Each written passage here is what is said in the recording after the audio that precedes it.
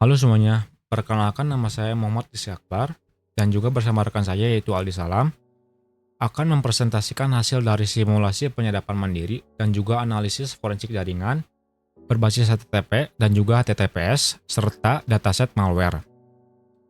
Agenda kita pada kali ini yaitu yang pertama ada latar belakang dan juga rumusan masalah, yang kedua ada tinjauan pustaka, yang ketiga ada metodologi dan chain of custody, kemudian yang keempat ada perbandingan komparatif antara HTTP versus HTTPS dan juga bukti sniffing. Yang kelima ada analisis IOC dan timeline malware. Yang keenam penilaian dampak dan juga resiko, dan yang terakhir yaitu kesimpulan dan rencana perbaikan. Latar belakang untuk masalah utama yang dihadapi pada kali ini yaitu banyak sistem autentikasi masih menggunakan protokol HTTP yang tanpa enkripsi, sehingga data sensitif seperti kredensial login rentan disadap dan di-sniffing oleh penyerang. Dan untuk skenario nyatanya, saya ambil dataset publik dari malwaretrafficanalysis.net. Situs ini merekam insiden produksi nyata bagaimana suatu malware masuk melalui celah trafik HTTP yang tidak aman. Dan untuk rumusan masalah yang pertama yaitu bagaimana ekstraksi kredensial pada protokol HTTP. Tujuannya untuk membuktikan mekanisme ekstraksi kredensial pada HTTP via Wireshark. Yang kedua ada seberapa efektif HTTPS melindungi data dari sniffing. Tujuannya untuk menguji efektivitas enkripsi HTTP. Tujuannya untuk menguji efektivitas enkripsi HTTPS dalam melindungi data.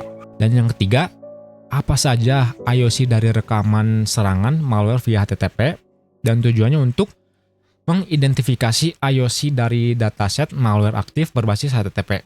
Dan yang keempat ada bagaimana rekonstruksi timeline dan juga impact assessment pada insiden sniffing yang via HTTP.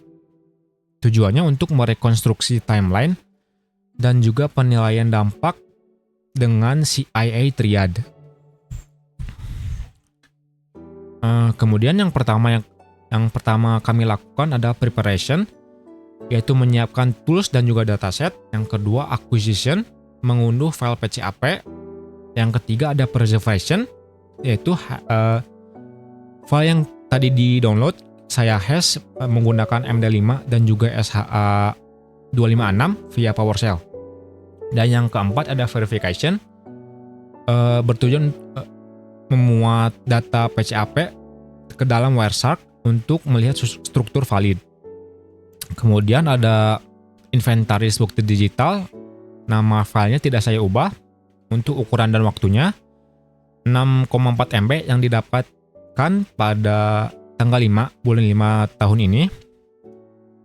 Berikut hash MD5 dan juga SHA-256-nya. Kemudian analisis komparatif antara HTTP versus HTTPS. Untuk HTTP saya menggunakan situs Altoro manual, yaitu sebuah dummy situs HTTP dengan filter HTTP dengan filter sebagai berikut.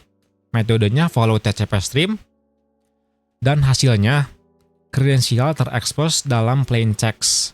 UID yang saya gunakan yaitu dummy sekali dan passwordnya 360.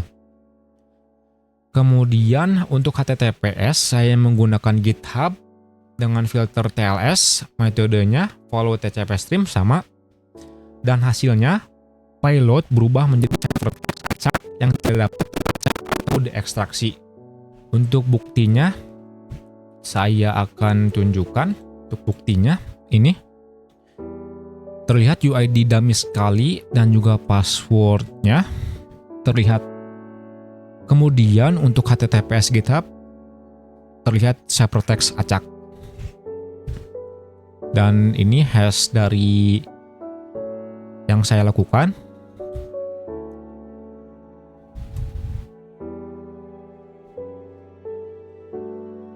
Mungkin segitu saja untuk bagian saya, yang kemudian akan dilanjut oleh rekan saya Aldi Salam. Oh iya, saya juga lupa untuk menunjukkan file PCAP yang saya dapatkan. Untuk file PCAP-nya ini terlihat jelas ada namanya. Iya, nama jelasnya. Ya mungkin itu saja yang saya sampaikan. Kemudian akan dilanjut oleh rekan saya Aldi Salam. Assalamualaikum warahmatullahi wabarakatuh. Perkenalkan, nama saya Aldi Salam dengan NPM 23066012134. Kami di sini akan mempresentasikan hasil laporan dari praktikum tugas 1 dan tugas 1, 2 dan 3. Oke, langsung saja kita presentasikan. Baik, selanjutnya akan saya jelaskan oleh saya sendiri pada temuan IOC di Indicator of Compromising pada IOC 1. Pada IOC 1 ditemukan aktivitas transfer data masif melalui port 80 HTTP jalur tidak aman dari host internal korban dengan IP 10.2.28.88 ke IP publik asing terduga penyerangan, yaitu 23.232.148. Lalu pada temuan IOC 2 itu host korban terdeteksi melalui permintaan HTTP GET request secara konsisten ke direktur spesifik yang tidak wajar, yaitu file streaming service files _2132 F6 F790 strip 4AE 6 A355 F9A 151533800. Lalu pada IOC 3, temuan IOC 3, server asing memberikan request HTTP 1.1.206 Patria content yang melampirkan objek terfragmentasi dengan tipe konten berbahaya.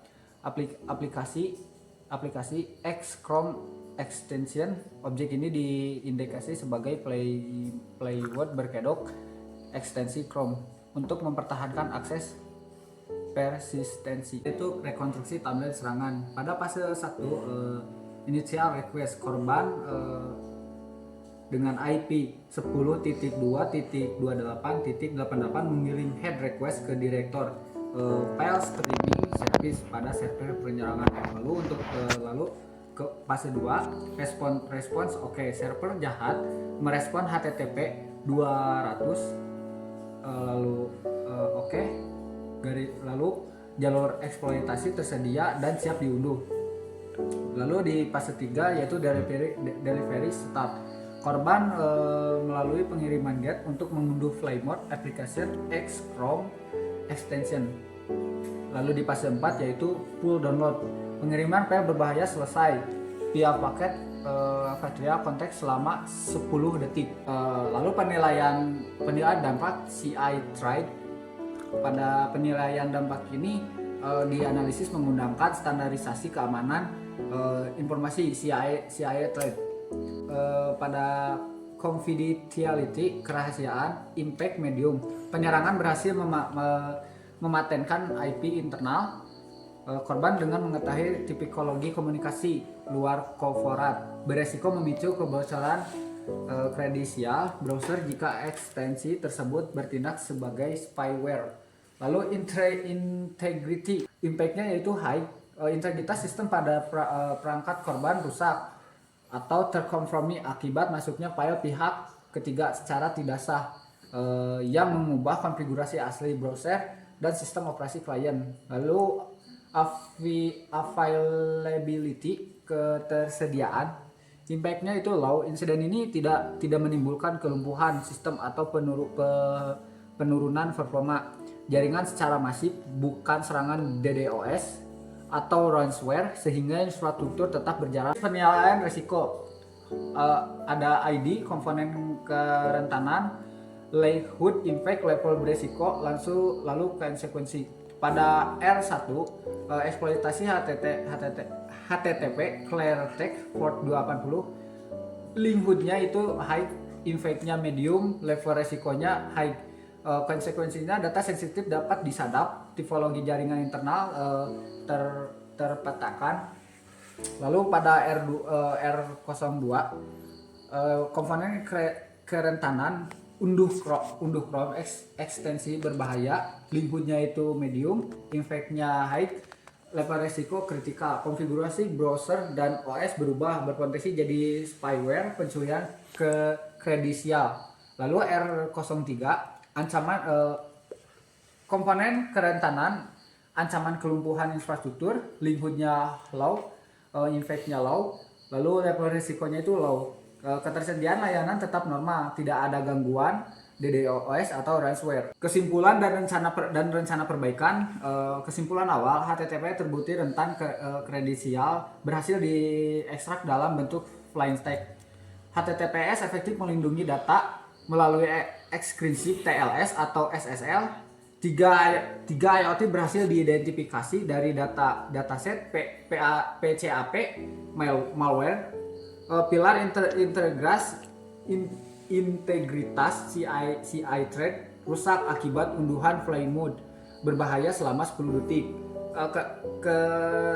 Lalu yang terakhir, ketersediaan layanan belum terganggu, namun ancaman persisten tetap ada.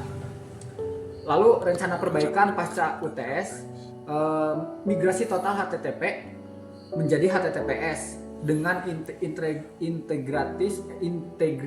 integrasi TLS untuk ekskripsi penuh.